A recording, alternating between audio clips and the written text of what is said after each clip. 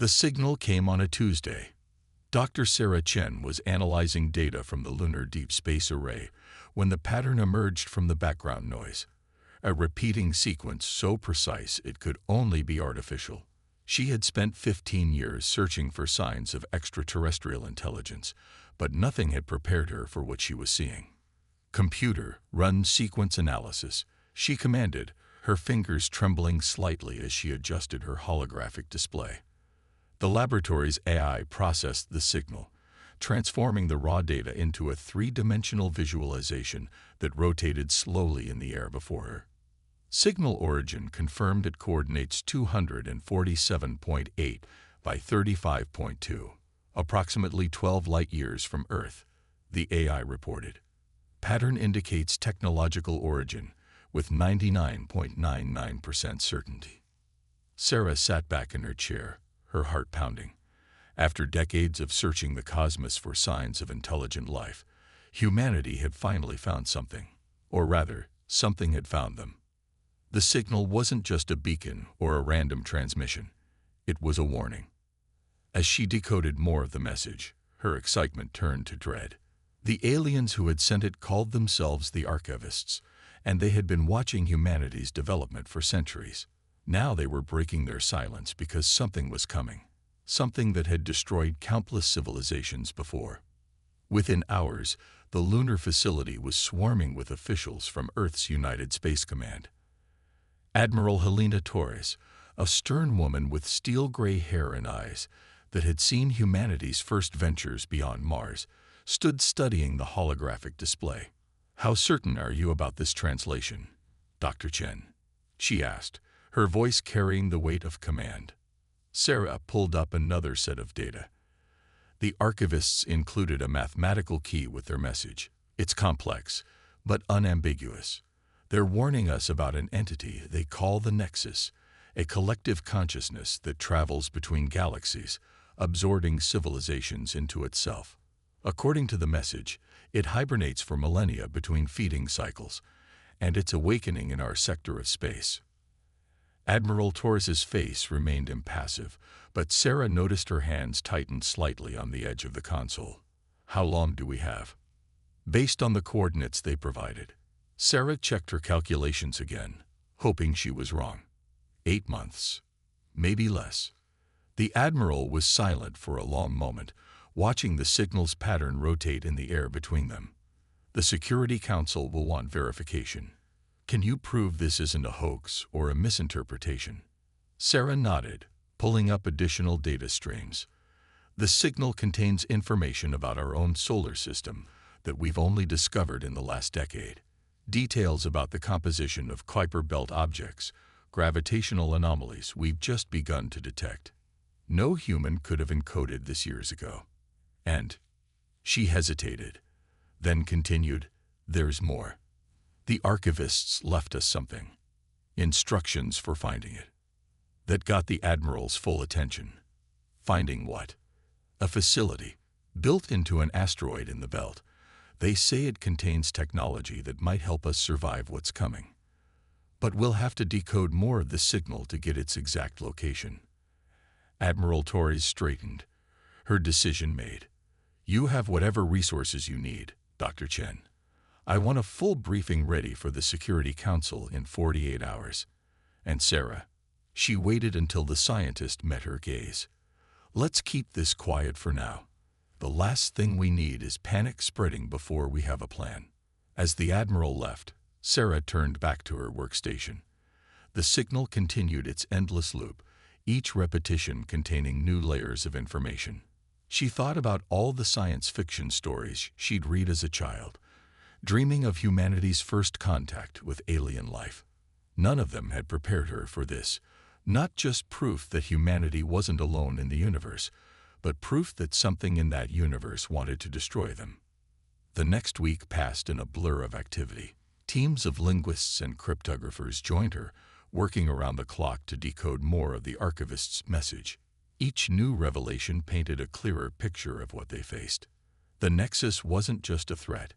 It was an extinction-level event that had been repeating across the galaxy for millions of years. It consumed not just the bodies but the minds and memories of entire species, adding their knowledge and capabilities to its own. The archivists had fought it and failed, managing only to preserve warnings and tools for future civilizations before their own extinction. During a rare break, Sarah stood at the observation dome, looking out at the Earth hanging like a blue jewel in the black void. Somewhere out there, the Nexus was stirring from its ancient slumber, drawn perhaps by humanity's first tentative radio signals reaching into space. Dr. Chen, one of her assistants, Dr. Marcus Wong, approached with a tablet. "We've finished analyzing the latest decoded segment. I think we found the coordinates for the archivist facility." Sarah took the tablet, scanning the data. The location pointed to a cluster of asteroids in the outer belt, an area that had been mostly ignored by human mining operations. "Have you verified this?" Marcus nodded. 3 times. "And there's something else." He pulled up another screen. The signal includes warnings about the facility itself. Apparently, the technology they left behind is dangerous. They say it requires minds strong enough to resist unity, whatever that means. Sarah felt a chill run down her spine. The archivists had been advanced enough to detect and study the Nexus, advanced enough to build hidden bases in other star systems. What kind of technology would such beings consider dangerous? "Contact Admiral Torres," she said, still studying the coordinates. "Tell her we're ready for the next phase." "And Marcus?" She handed back the tablet. "Start looking through our databases. I want to know everything about that sector of the belt. Every scan, every survey, everything." As her assistant hurried away, Sarah returned her gaze to Earth. In 8 months, that view might be very different. The archivists had faced the Nexus and failed, but they hadn't had what humanity had, the determination that came from knowing what was coming and time to prepare. The signal continued its endless broadcast, a ghost of a dead civilization trying to help humanity avoid their fate. Sarah Chen had spent her career looking for signs of intelligent life in the cosmos. Now she had found it, and with it came humanity's greatest challenge. The race to save Earth had begun. In the following days, the United Space Command mobilized with unprecedented speed. The asteroid facility's coordinates were transmitted to the UCS Hawking, a research vessel already operating in the outer belt. Sarah found herself assigned to the mission, along with a hand-picked team of scientists and engineers. As they prepared for departure, she couldn't help but wonder if the archivists had felt this same mix of fear and anticipation when they first detected the Nexus. Had they gathered in rooms like this, planning their defense? Had they believed they could survive? The answers were out there, hidden in an asteroid, left by a species that had tried to give humanity a fighting chance. Whether that chance would be enough remained to be seen. But as Sarah packed her equipment for the journey to the belt, she made herself a promise. Whatever the archivists had left behind, whatever dangers it might pose, she would find a way to use it. Humanity would not go quietly into extinction. They had 8 months to prove that humanity deserved its place among the stars. The signal kept broadcasting its warning, a technological ghost singing its endless song of doom and hope. But now, at least, someone was listening. And more importantly, someone was ready to act. Commander James Okonjo stood at the window of his orbital office, watching Earth's combined fleet assemble against the backdrop of stars. 6 months had passed since Dr. Chen's discovery of the archivist signal, and humanity had accomplished more in that time than in the previous 50 years of space development. The massive shapes of battleships took form in the orbital shipyards, their hulls incorporating technology recovered from the archivist facility. Each vessel represented a fusion of human innovation and alien knowledge, built by crews working around the clock. But James knew better than most that it might not be enough. "Fleet status report," he commanded, and his office AI projected the latest data across the reinforced windows. 200 ships completed, another 100 under construction. Weapon systems unlike anything humanity had previously conceived. Defense screens that could theoretically withstand the energy weapons the archivists had warned about. Theoretically. His comm unit chimed, "Commander, The Security Council is ready for your briefing. James straightened his uniform and turned to face the holographic projection that filled the center of his office. The faces of Earth's most powerful leaders materialized around him, representatives from every major nation and coalition that had united in the face of extinction. "Ladies and gentlemen," he began, "Operation Bulwark is proceeding on schedule. The first defense line will be fully operational within 2 weeks. However," he paused, choosing his words carefully, "we've detected anomalies at the edge of the solar system." The Chinese representative leaned forward. "What kind of anomalies?" James gestured, and a new hologram appeared, a visualization of gravitational distortions spreading like ripples through space. "The archivist's data suggests these are early signs of the Nexus approaching. It's moving faster than we initially calculated. Our new estimate gives us 6 weeks, not 8. The room erupted in concerned murmurs. The American representative, a former general, spoke up. "Can we accelerate production?" "We're already pushing the limits of what's possible," James replied. "The neural interface technology required for the new weapons systems takes time to calibrate. Rush it, and we risk losing ships and crews." The neural interfaces had been perhaps the most shocking discovery in the archivist facility. The alien technology required a direct connection between human consciousness and machine, allowing for reaction speeds and coordination far beyond normal capabilities. But the process of adaptation was delicate, and they'd already lost good people to failed neural connections. "What about the civilian population?" The Indian representative's voice was tight with concern. "The underground shelters won't be completed for another 3 months. We're prioritizing the most critical population centers," James answered. "But I need to be clear, if we can't stop the Nexus in space, no shelter on Earth will provide long-term protection. This entity doesn't just destroy civilizations, it absorbs them. Complete molecular and neural assimilation." The briefing continued, each update highlighting both humanity's unprecedented achievements and the terrifying inadequacy of their preparations. When it finally ended, only the Secretary General remained in the holographic projection. "They're scared, James," she said quietly. "We all are." "I know." He pulled up another display, showing the latest training results from the fleet. "But fear isn't necessarily a bad thing. It's pushing us to achieve the impossible." "And Dr. Chen, any progress with the remaining archivist data?" James nodded. "Her team's latest breakthrough is interesting. The archivists didn't just leave us technology. They left us tactical data. Analysis of the Nexus's attack patterns, its weaknesses. They fought it and lost, but they learned from their failure. We might be able to succeed where they couldn't." The Secretary General was silent for a moment. "Do you believe that?" "Really?" "I believe," James said carefully, "that humanity has advantages the archivists didn't. We have their knowledge, their technology, and most importantly, we have warning. We know what's coming. And humans," he smiled slightly, "humans are remarkably good at surviving when we know what we're up against." After the Secretary General's projection faded, James returned to the window. The fleet continued its assembly, a dance of ships and construction drones against the eternal night. His neural interface, a small crystalline implant at the base of his skull, hummed softly as it processed tactical data. A light flashed on his desk. Priority message from the outer system monitoring stations. He opened it, read it twice, then immediately activated the emergency command channel. "This is Commander Okonjo. Flash priority to all fleet commands.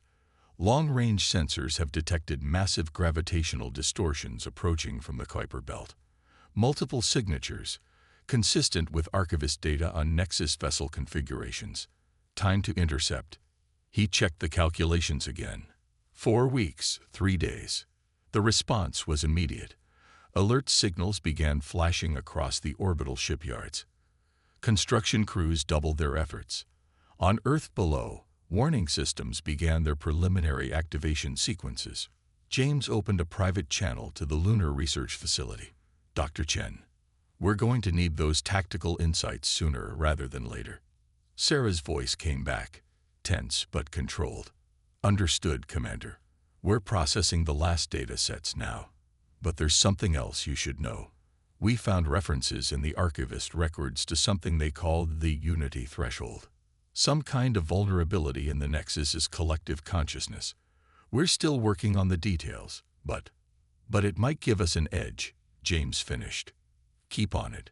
And Sarah, whatever you find, we have 4 weeks to turn it into a weapon. He closed the channel and activated his neural interface's full tactical mode. Data flooded his consciousness. Ship positions, weapon capabilities, defense scenarios.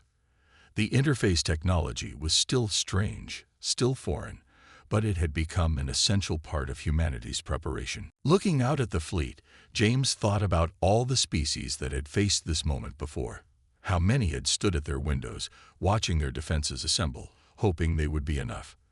The archivists had failed, but they had made sure their failure would serve a purpose. They had given humanity a chance. Now it was up to them to take that chance and turn it into victory. In his mind, through the neural interface, James could feel the readiness of his ships and crews. Humanity had compressed centuries of technological advancement into 6 months of desperate preparation. They had taken alien concepts and made them their own, improved them, adapted them to human minds and human needs. The Nexus was coming to absorb humanity into its collective consciousness. It would find instead a species that had turned the lessons of the past into weapons for the future. 4 weeks. It would have to be enough. In orbit, the fleet continued to grow.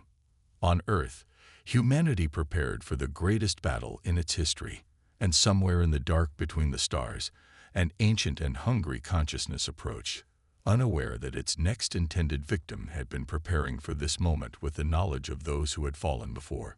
The warning had been received. The response was ready. Humanity's moment of truth approached with the inexorable speed of destiny. Lieutenant Maya Patel felt the neural interface sync with her ship's systems as she guided the UES interceptor through its patrol route near Neptune's orbit. The sensation was still strange, her consciousness expanding to encompass the vessel's sensors, weapons, and defensive systems. The archivist technology made her both more and less than human, a hybrid of flesh and machine. Contact. Her sensor officer's voice cut through her thoughts. Multiple gravitational distortions forming at bearing 347 Mark 20. Maya's enhanced senses immediately detected what the officer was reporting. Space itself seemed to twist, reality bending as massive shapes emerged from what looked like tears in the fabric of the universe. The archivist records hadn't done justice to the actual sight of Nexus ships materializing. Battle stations, she ordered, her voice steady despite the fear churning in her gut. Send Priority 1 alert to Fleet Command. First contact with Nexus vessels confirmed. The interceptor's crew responded with practiced efficiency, months of drills paying off as systems powered up and weapons charged.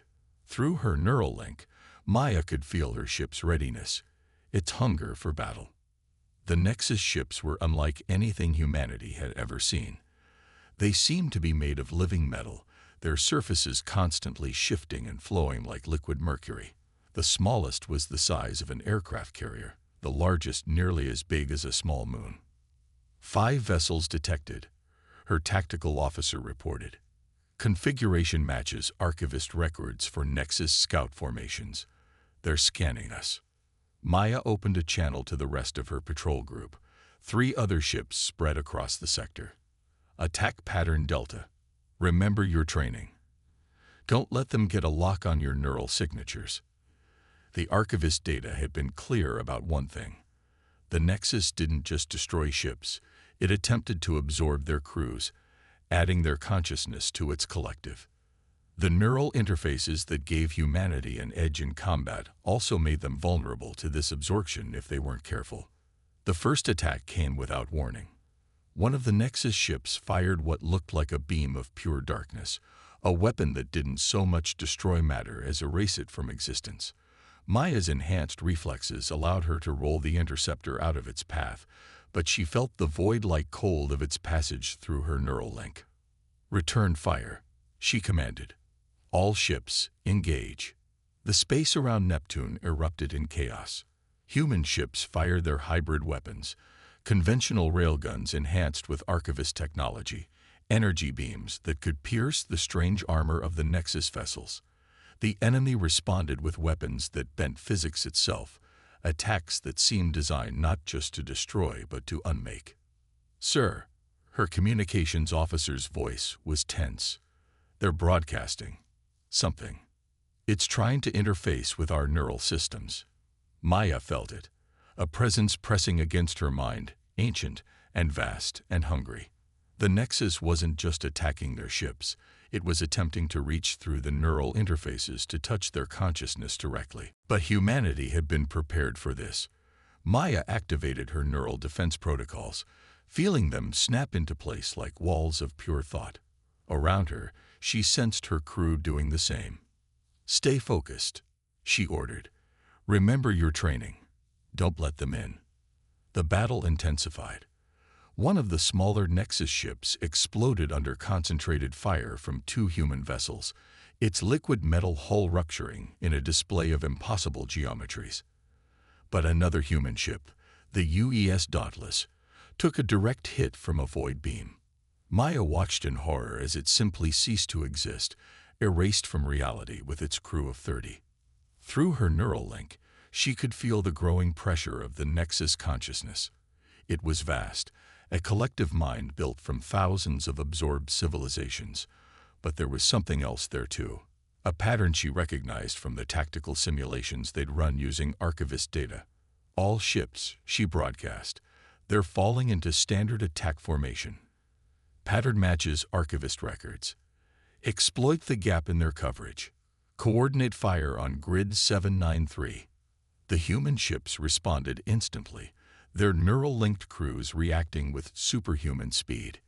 Energy beams and railgun fire converged on a single point, catching one of the larger Nexus vessels in a crossfire it couldn't evade. The alien ship's hull buckled, its liquid metal surface freezing and shattering. But the victory was short-lived. The remaining Nexus ships pressed their attack with terrifying coordination. Through her tactical display, Maya could see more gravitational distortions forming in the distance. Reinforcements were coming. "Command, this is Lieutenant Patel," she transmitted. "First contact confirmed. Enemy capabilities match archivist projections. Requesting immediate reinforcement. We can't hold them here for long." The response came from Commander Okonjo himself. "Hold position, Lieutenant. Battle Group Alpha is en route. We need to contain them at Neptune. Buy us time to get the main fleet in position." Maya acknowledged the order, then turned to her crew. "You heard the commander. We hold the line here, no matter what." The battle raged on. The interceptor's hull groaned under the stress of impossible maneuvers as Maya pushed both ship and crew to their limits. The neural interface burned in her mind, transmitting sensor data and tactical updates with overwhelming clarity. More Nexus ships arrived, but so did human reinforcements. The space around Neptune became a graveyard of broken vessels and twisted metal, human and alien alike. But through it all, Maya began to notice something, a pattern in the way the Nexus fought, a rigidity to their tactics that the archivists had hinted at in their data. They were powerful, yes, ancient and terrible and nearly unstoppable. But they were also predictable. Each civilization they absorbed added to their strength, but also to their complexity, making them slow to adapt to new situations. And humanity, with its neural interfaces and hybrid technology, was something very new indeed. "New tactical analysis to all ships," she broadcast. "They're following patterns, standard responses to standard situations. Use that. Be unpredictable. Hit them where they don't expect it." The tide of battle began to shift. Human ships, smaller and more agile, darted between the massive Nexus vessels, striking from unexpected angles. The enemy's responses became increasingly disorganized as they faced tactics they'd never encountered before. But Maya knew this was just the beginning. Through her neural link, she could sense more Nexus ships approaching, the main fleet not far behind these scouts. This wasn't a battle humanity could win through conventional tactics, no matter how well they fought. They needed something else, something the archivists had hinted at but never fully explained. The unity threshold, the theoretical weakness in the Nexus's collective consciousness. As she guided the interceptor through another impossible maneuver, barely avoiding a void beam, Maya sent a tight beam transmission to command. "Sir, request permission to transmit combat data to Dr. Chen's team. There's something in the way they're fighting, something about their collective consciousness. It might be related to what she's looking for." The response was immediate. "Granted, Lieutenant. Every piece of data could be crucial. Just stay alive to deliver it in person." Maya allowed herself a grim smile as she prepared for another attack run. The first battle between humanity and the Nexus was being fought in the cold void near Neptune. It wouldn't be the last, but it had already proved one thing. Humanity wasn't going to be an easy meal for this cosmic predator. They had the Archivists' knowledge, their own innovation, and most importantly, they had something the Nexus couldn't understand or predict: the human spirit of defiance in the face of impossible odds. The battle for Earth had begun, and humanity's first punch had landed harder than the enemy expected.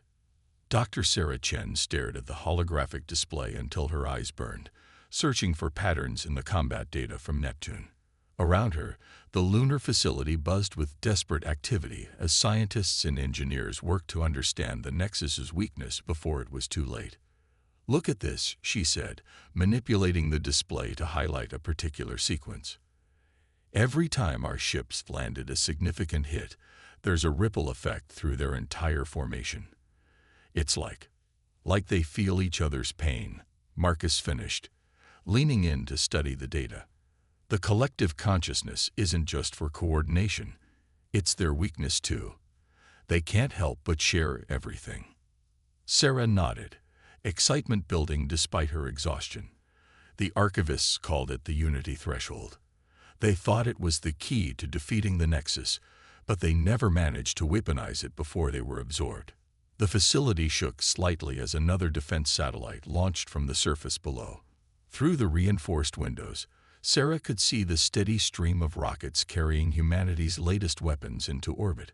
But conventional weapons, even those enhanced with archivist technology, wouldn't be enough. Her computer chimed with an incoming transmission. Commander Okonjo's hologram appeared, his uniform showing signs of battle damage.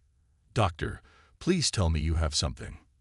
The Nexus fleet has pushed past Saturn. We're losing ships faster than we can replace them." Sarah gestured at her data displays. "We think we found it, Commander. The unity threshold isn't just a weakness, it's the fundamental flaw in their entire civilization. The Nexus is a collective consciousness that absorbs other species, but it can't selectively filter what it absorbs. When it takes in a new consciousness, it has to take everything. How does that help us? Because we can use the neural interfaces to turn that against them. Instead of letting them absorb our consciousness, we can force them to take in specifically designed neural patterns. Like a computer virus, but for a collective consciousness." The commander's hologram flickered as another battle shook his ship. "Can you weaponize it?" "Maybe." Sarah pulled up another display showing modified neural interface designs. "We need to reconfigure the interfaces to broadcast rather than just receive. Turn them into transmitters that can force the Nexus to absorb what we want it to absorb. But the calculations are incredibly complex. One mistake, and we could lose our own people to the collective." "How long?" Sarah met his eyes through the hologram. 2 days. Maybe 3. You have 18 hours. The commander's expression was grim. "That's how long we can hold them at the Mars defense line.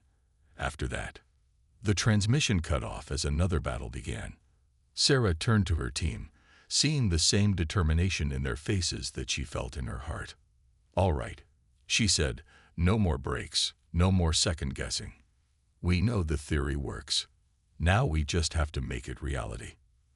The next hours passed in a blur of calculations and simulations.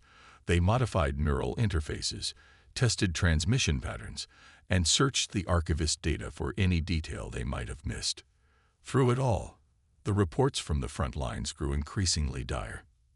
The Nexus fleet was massive, seemingly endless. For every ship humanity destroyed, 2 more took its place. But they were learning, adapting. Lieutenant Patel's discovery about their predictable attack patterns had helped, but the enemy was beginning to change tactics. Sarah's neural interface hummed as she connected to the facility's mainframe, running simulations at speeds only possible with direct neural connection. The archivists had created this technology to fight the Nexus, but they had never imagined using it quite like this. Dr. Chen, one of her assistants, called out, "Look at this simulation." Sarah turned to see a new hologram showing a modified neural pattern. The mathematics were beautiful in their complexity. A sequence designed to overwhelm the Nexus's ability to absorb consciousness while preserving the individual minds within it. It's not just about overloading them, she realized, studying the pattern. It's about forcing them to confront individuality. Their collective consciousness can't handle truly individual thoughts. They have to normalize everything they absorb. She quickly pulled up Lieutenant Patel's combat data again. That's why their tactics are so predictable. They can't think truly creatively because they have to maintain consensus across the entire collective. Marcus joined her at the display. So we don't just transmit random data. We transmit the most human things we can. Sarah finished. Creativity, individuality, the chaos of single minds making unique choices, everything their collective consciousness tries to suppress. The facility shook again, harder this time. A warning klaxon began to sound. Multiple Nexus ships detected approaching lunar orbit. The facility AI announced. Defense grid engaging. Sarah opened a channel to Commander Okonjo. "Commander, we have it. The weapon is ready, but we need to get it to every ship in the fleet. Every neural interface needs to be reconfigured. Upload the designs," he ordered. "We'll transmit to the fleet." "But Doctor," he paused. "This better work. We're about to lose Mars." Sarah began the upload, watching as the vital data streamed to the fleet. Through her neural interface, she could feel the massive calculations required to make this work, the precise timing needed to turn human consciousness into a weapon. All ships. Commander Okonjo's voice broadcast across all channels. Prepare to receive new neural interface protocols. Engineering teams stand by for immediate implementation. This is our last chance, people. Make it count. In space, the battle for Mars reached its climax. Human ships fought with desperate courage, buying time with their lives as the new weapon was prepared. The Nexus pressed forward, confident in its inevitable victory, unaware that humanity had discovered the fatal flaw in its ancient design. Sarah watched through the facility's sensors as the modifications spread through the fleet. Each ship's neural interfaces were being transformed from defensive shields into weapons of consciousness. Now they just had to get close enough to use them. "Commander," she transmitted, "remember, the entire fleet needs to broadcast the signal simultaneously. The pattern has to overwhelm their entire collective at once, or they'll adapt." "Understood." His voice was tense but controlled. "All ships fall back to Earth orbit. Final defense line. Everything we have left, everyone we have left. One last stand." As Sarah watched the fleet regroup, she thought about all the species that had faced this moment before. The archivists and countless others whose names were lost to time. They had all failed, but they had each contributed to this moment. Their knowledge, their sacrifice, had given humanity the tools it needed. Now they just had to prove they could use them better than their predecessors had. The Nexus fleet approached Earth, their massive ships casting shadows on the lunar surface. Within hours, they would be in range to begin their final assault. But this time, humanity wasn't just fighting for survival. They were fighting to show the galaxy that sometimes the smallest creatures could bring down the largest predators. not through overwhelming force, but through the very things that made them human: creativity, individuality, and the relentless drive to survive against impossible odds. The final battle was about to begin. Earth hung suspended in space, a blue jewel wrapped in the gleaming web of humanity's last defense line. Commander James Okonjo stood on the bridge of his flagship, watching through enhanced sensors as the Nexus fleet approached. Every surviving human ship had gathered here, their neural interfaces modified according to Dr. Chen's specifications. All ships report ready, Lieutenant Patel transmitted from the interceptor. She had insisted on leading one of the frontline squadrons. Neural broadcast systems are synchronized and charged. James touched the interface crystal at the base of his skull, feeling the combined consciousness of the fleet. Not merged like the Nexus, but connected, coordinated. Human minds working in harmony while maintaining their precious individuality. "Dr. Chen," he called. "Are you ready?" In the lunar facility, Sarah checked her calculations one final time. "Ready, Commander. Remember, we'll only get one shot at this. The entire fleet needs to broadcast simultaneously, and we need to be close enough for the signal to reach their entire collective consciousness." How close? A pause. Point-blank range. James absorbed that. Point-blank range against weapons that could erase matter from existence. But there was no other choice. Earth's orbital defense grid was their last line of defense, and even that wouldn't hold for long against the Nexus's full might. "All ships," he broadcast. "This is Commander Okonjo. You know what's at stake. Everything humanity is, everything we could become, ends here if we fail. But we have something the Nexus doesn't understand, something the archivists saw in us when they chose to help our species."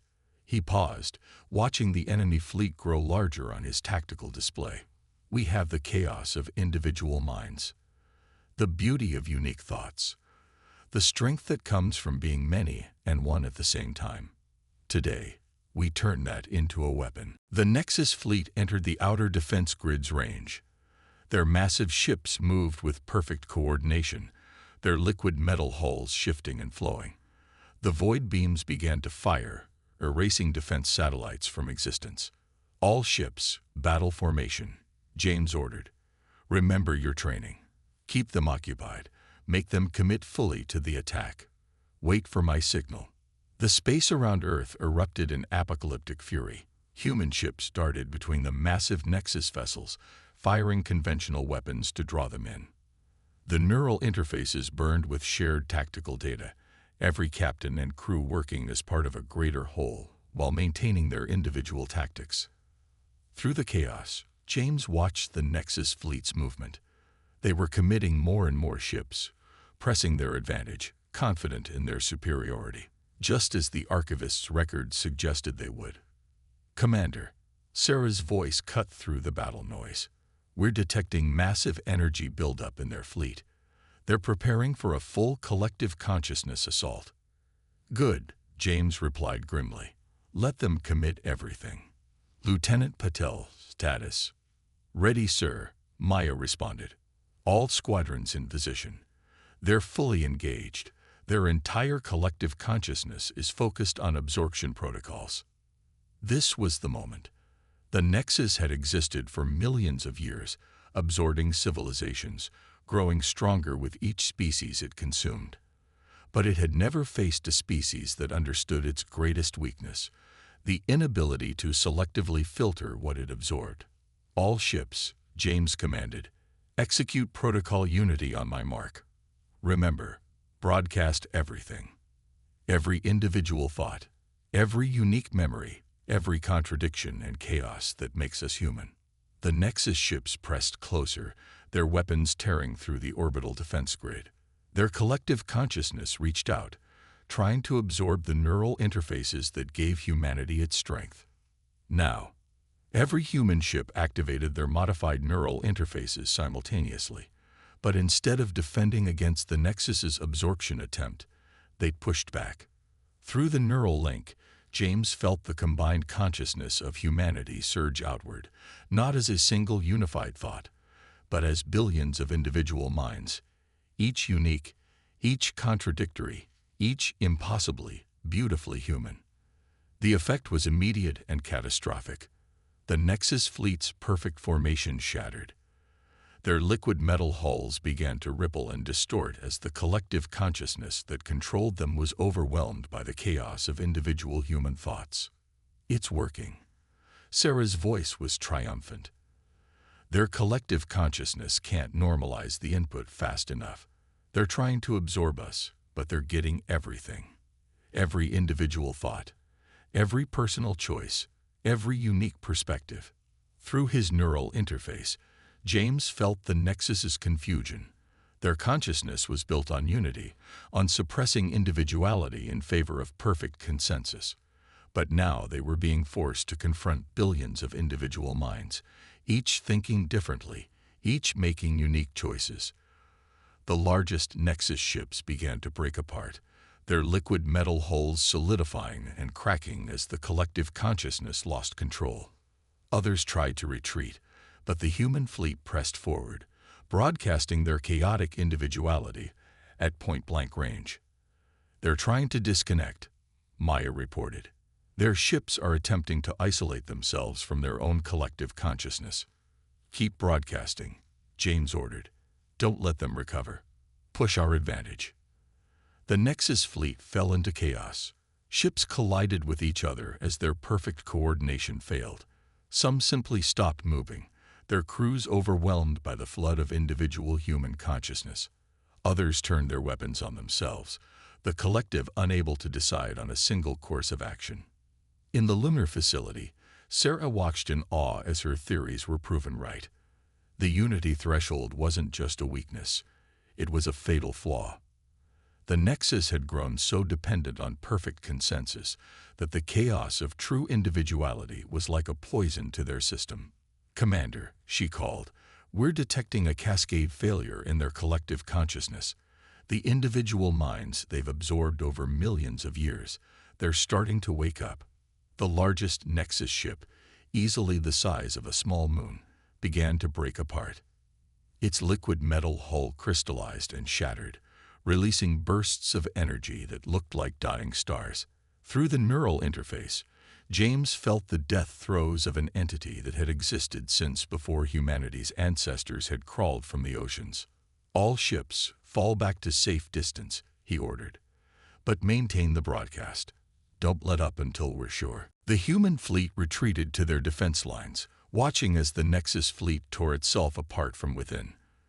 The collective consciousness that had absorbed countless civilizations was being destroyed by the very thing it had always sought to suppress: the power of individual minds thinking individual thoughts. Hours later, it was over. The space around Earth was filled with the crystallized remains of Nexus ships, their liquid metal hulls frozen in abstract sculptures that would orbit the sun for millennia to come.